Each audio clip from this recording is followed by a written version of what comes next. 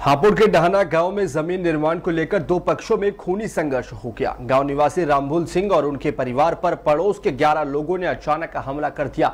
हमले में रामभूल समेत 5 लोग गंभीर रूप से घायल हो गए। सभी के सिर और शरीर पर गंभीर चोटें आई हैं। पूरा घटनाक्रम पीड़ित पक्ष ने मोबाइल में रिकॉर्ड किया।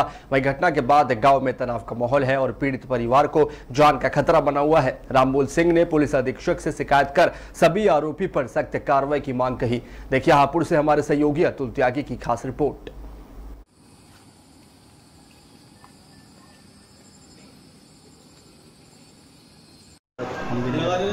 बड़ी स्टिक लगा देते हैं। हाँ वही कर देंगे, बीच में ले लेंगे।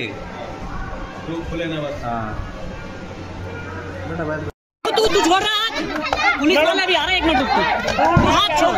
तुम चकवाड़ का मतलब आप पूरी नहीं भरो।